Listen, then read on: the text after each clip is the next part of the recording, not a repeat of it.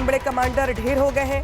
Iran revolutionary guard के intelligence chief की मौत की खबर सामने आ रही है। इंटेलिजेंस चीफ मोहम्मद काजमी को मार गिराया गया है। इसी के साथ साथ डेप्यूटी चीफ हसन मौकिक और एक कमांडर भी ढेर कर दिए गए हैं। ईरान ने भी अफसरों के मौत की पुष्टि यहां पर की है। तो ईरान के 3 बड़े कमांडर यहां पर ढेर कर दिए गए हैं, उनके नाम भी सामने आ गए हैं। इंटेलिजेंस चीफ की मौत हुई है। इंटेलिजेंस चीफ मोहम्मद काजमी को मार गिराया गया है, जबकि डेप्यूटी चीफ हसन मौकिक और एक कमांडर भी ढेर हो गए। ईरान ने खुद अफसरों की मौत की पुष्टि की है। तो इजराइल की ओर से जिस तरीके से यहाँ पर बड़ी चोट पहुंचाई गई है, ईरान के 3 बड़े कमांडर्स को यहाँ पर ढेर कर दिया गया है। खुद ईरान के अधिकारियों ने भी इन मौतों की पुष्टि की है, उनके नाम भी सामने आ गए हैं। चीफ हसन मौकिक और एक कमांडर ढेर किए गए हैं। ईरान ने खुद बताया है, ये स्वीकार किया है कि हमारे अफसरों की मौत हुई है। ईरान ने अफसरों के मौत की यहाँ पर पुष्टि की है। और हमारे साथ जुड़ गए कई खास मेहमान हमारे साथ जुड़े हुए हैं। जे.के. दत्ता सर, इसी के साथ साथ captain Shyam Kumar sir. V K. Dutta sir, मैं पहले आपके पास आ रही हूँ। अब ईरान ये मान रहा है कि जो इजराइल ने अपनी ओर से अटैक किया उसमें उनके अफसरों की मौत हुई है। दूसरी बड़ी बात यहाँ पर है कि मोसाद की जो एक्टिविटी है ईरान के भीतर वो इतनी ज़्यादा है कि जब ईरान में रह के मोसाद ने उनके अधिकारियों को ढेर कर दिया, ईरान ने स्वीकार भी कर लिया। हालांकि अटैक उनकी ओर से भी किया जा रहा है, लेकिन बड़ी चोट इजराइल ने पहुंचाई है ईरान को अब तक। बिल्कुल, देखिए इजराइल ने ये पूरा ऑपरेशन बहुत कैलकुलेटेड और सटीक प्लानिंग करके किया है। मोसाद ने अंदर रहते हुए ईरान के अंदर घुसकर ईरान का पूरा जो एंटी एयरक्राफ्ट या एंटी मिसाइल सिस्टम था उसको पहले नकारा किया। उनके रडार्स, उनके लॉन्चर्स के ऊपर अटैक किया ईरान के अंदर से। जिस प्रकार की, अगर आप थोड़े दिन पहले आपको याद हो, यूक्रेन ने रशिया के अंदर घुस के ड्रोन्स के साथ वहाँ के उनके जो स्ट्रेटजिक बॉम्बर्स थे उन पर टारगेटिंग की थी। उसी प्रकार ये टारगेट किया गया ईरान के अंदर। इनके कमांडर्स, जो उनकी लोकेशंस, इनके न्यूक्लियर साइंटिस्ट की लोकेशंस, उनको चुन चुन के मारा गया। और उनको फिर क्या एक एयर कॉरिडोर मिल गया पूरी इजरायली एयरफोर्स को ईरान के अंदर घुस के सटीक निशाना लगा के टारगेट्स को तबाह करने के लिए। तो ये जो पूरा ऑपरेशन किया है इजराइल ने, ये बहुत वेल प्लान्ड ऑपरेशन है। और अभी राइट नाउ जो इजराइल की एयरफोर्स है उसको फ्री रन मिल रहा है पूरी ईरान की एयर स्पेस के ऊपर। उसको एंटी एयर या एंटी मिसाइल का कोई खतरा नहीं है। उसके जो एयरक्राफ्ट है चुन चुन के टारगेट तबाह कर रहे हैं। और इसी कारण से जो इनके पूरी मिलिट्री लीडरशिप है, चाहे IRG के हों, चाहे इनके नेवी के हों, चाहे इनके एयरफोर्स के हों या इनके इंटेलिजेंस के हों, उनके सारे कमांडर्स को इन्होंने चुन चुन के मारा है और ये लगातार टारगेट करते रहेंगे। आपको याद हो कि जब ये हमास को टारगेट कर रहे थे, जब एक कमांडर के मरने के बाद नया कमांडर नियुक्त होता था, थोड़े दिन के बाद वो नया कमांडर भी उसको ये मार दिया करते थे। लेकिन कैप्टन श्याम, जो डेथ के नंबर्स हैं ईरान के ज़्यादा हैं। हालांकि ईरान की ओर से हमले रुक नहीं रहे हैं इजराइल के तेल अवीव पर या हाइफा पर, लेकिन डेथ के नंबर्स जो है वो यहाँ पर ईरान की ओर से ज़्यादा दिखाई दे रहे हैं। यहाँ तक कि जो टॉप कमांडर्स हैं उनके वो मारे जा चुके हैं, ये खुद पुष्टि ईरान कर रहा है। लेकिन इस बीच जो बड़ी बातें हैं, जो मोसाद का मिशन है ऑपरेशन यूरेनियम, वो भी यहाँ पे साफ तौर पर होता हुआ दिखाई दे रहा है पूरा। हालांकि ईरान की ओर से जो हमले किए जा रहे हैं वो तेल अवीव पर किए जा रहे हैं, हाइफा पर किए जा रहे हैं। बिल्डिंग्स यहां पर जो जमींदोज होती हुई दिखाई दे रही हैं, लेकिन वो यहां पे साफ तौर पे दिख रहा है कि नुकसान ज्यादा ईरान को हुआ है। लेकिन मोसाद का जो मिशन है, जिसका जिक्र हम बार बार कर रहे हैं, वो कितना महत्वपूर्ण हो जाता है, अब जरा ये समझ लीजिए। नवंबर 2020 में परमाणु वैज्ञानिक की यहां पर हत्या की गई थी मोसाद की ओर से। और यही वजह है कि जिस तरीके से ईरान में रहते हुए मोसाद ने इस एक्टिविटी को आगे बढ़ाया है, उसकी तस्वीर साफ तौर पर ईरान के भीतर दिखाई दे रही है।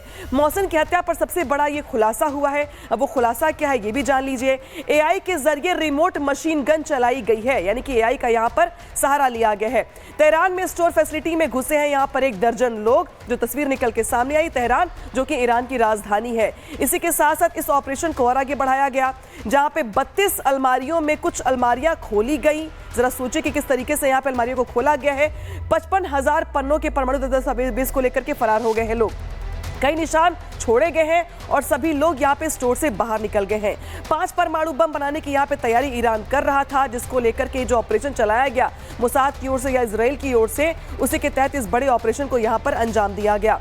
तो जरा सोचिए कि जिस तरीके से जो मोसाद का मिशन था, जब ईरान में रह करके ईरान के भीतर ही इस बड़े ऑपरेशन को अंजाम दिया गया, वो तस्वीर यहाँ पे साफ तौर पर दिखाई दे रही है।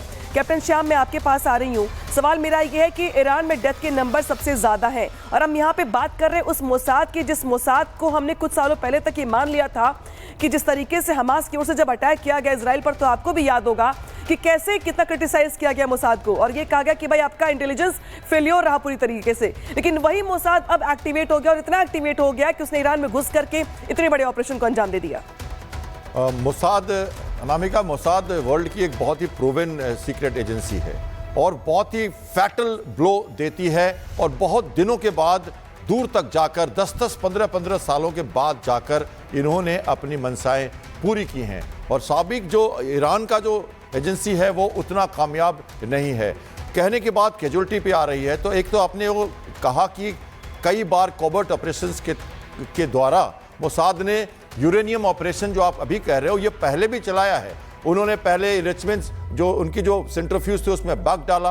आपने अभी जो बताया कि उन्होंने बिल्कुल कैप्टन शाम, आप जो बता रहे हैं उसे हम कंटिन्यू करेंगे, लेकिन इस वक्त एक बड़ी खबर आ रही है कि ईरान के तबाह मिसाइल ठिकानों की सैटेलाइट इमेजेस सामने आ गई है। इजराइल के हमले में ईरान की मिसाइल ठिकाने तबाह हो गए, और ये एक बड़ी उपलब्धि कह सकते हैं कि जिस तरीके से ईरान के तबाह मिसाइल ठिकानों की जो सैटेलाइट तस्वीरें हैं, ये कहीं ना कहीं इजराइल के लिए एक बढ़िया खबर है उन तस्वीरों के जरिए। और सैटेलाइट तस्वीरें स्क्रीन पर हैं, हम आपको दिखा रहे हैं कि किस तरीके से इन सैटेलाइट तस्वीरों में दिख रहा है कि कितना विध्वंसक अंजाम पहुंचाया गया है। और इससे पहले वीडियोस भी जारी किए गए थे, हमलों के वीडियो थे, लेकिन ये जहां जहां इंपैक्ट उन मिसाइलों का पड़ा है उन नक्शे पर साफ तौर पर दिखता है, सैटेलाइट इमेजेस दिखती है, और किस तरीके से मोसाद ने पूरी पैक तरीके से इसे इंपैक्टफुल बनाया है ये साफ तौर पर यहां दिखता है। तो ईरान के मिसाइल ठिकाने तबाह हुए हैं, जिसकी तस्वीरें, सैटेलाइट इमेजेस आपको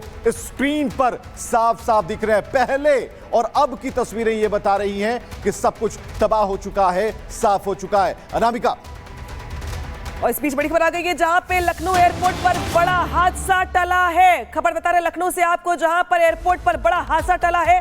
लैंडिंग के वक्त विमान के पहिए से निकली है चिंगारी, सऊदी से लौट रहे विमान में आई खराबी। तो देखिए लखनऊ से बड़ी खबर बता रहे हैं आपको, जहां पर लैंडिंग के वक्त विमान के पहिए से चिंगारी निकली है, बड़ा हादसा टला है। यहाँ पे लखनऊ एयरपोर्ट पर तस्वीर निकल के सामने आ गई है, जहां पर सऊदीया से आए एक प्लेन की यहाँ पे खराबी की बात निकल के सामने आ रही है। लैंडिंग के वक्त विमान के पहिए से चिंगारी भी निकली है।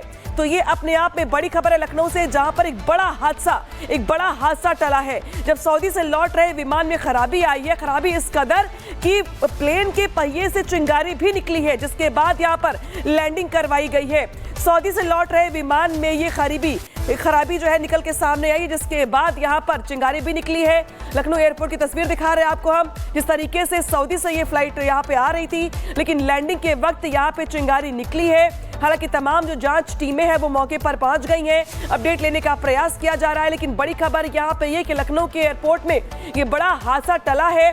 जब हालात ये बन गए कि विमान के पहिए से चिंगारी भी निकली, तो जरा सोचिए कि कितना बड़ा हादसा हो सकता था। और ये ऐसे वक्त पर जब हमने गुजरात के अहमदाबाद में जितना बड़ा प्लेन हादसा देखा है, जो सदियों तक हम शायद भूल नहीं पाएंगे। इस बीच खबर लखनऊ से आती है, जहां पे सऊदी से लौट रहे विमान में खराबी आती है। खराबी के बाद लैंडिंग करवाई जाती है, और लैंडिंग के वक्त प्लेन के पहिए से चिंगारी भी निकलती है।